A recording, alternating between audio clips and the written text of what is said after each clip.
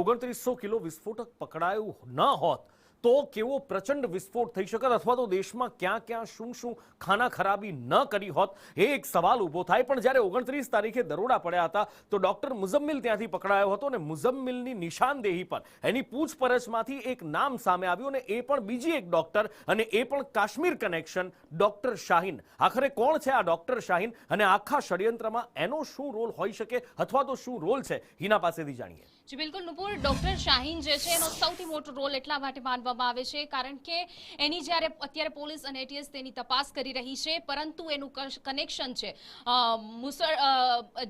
Connection જે સામે આવ્યું છે કારણ કે એ મહિલા જૈસે મોહમ્મદની મહિલા કમાન્ડર માનવામાં આવે છે કારણ કે તે મહિલા અહીંયા એકત્ર કરી રહી છે, આતંકી સંગઠન બનાવી રહી છે અને એ મહિલા સંગઠન કે જ્યાં તેઓ મહિલાઓને આ જેહાદી અને સાથે સાથે જ કટ્ટરપંથી બનાવી રહી છે। અને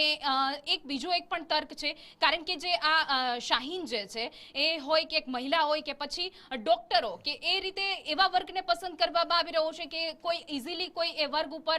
વિશ્વાસ ન કરી શકે, એટલા માટે મહિલા કમાન્ડ આખી તૈયાર કરવામાં આવી છે, આતંકી સંગઠન મહિલા ઊભું કરવામાં આવ્યું અને એનું જે કમાન્ડ જે છે તે આ શાહીન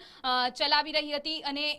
અને બીજી એક એ વાત છે કે આ જે શાહીન છે એ મેડિકલ જે છે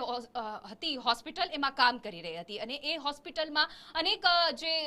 વિદ્યાર્થીઓ છે એ પણ ત્યાં અભ્યાસ કરે છે અને એ સાથે ત્યાં કામ કરતા હોય, એટલે એ સૌથી મોટો સવાલ છે કે અત્યાર સુધીમાં એણે કઈ એટલા મહિલાઓ હોઈ શકે કે એમને પોતાના આ જે કટ્ટરપંથી બનાવી દીધી છે, એ પણ એક તપાસનો વિષય છે। જો કે હવે એટીએસ આ બાબતે તપાસ અનેક એજન્સીઓ આમાં લાગી છે, એક પછી એક નામ અને એક પછી એક કડીઓ જે છે તે મળી રહી છે અને એમાં આગળ જતા મોટા ખુલાસા થાય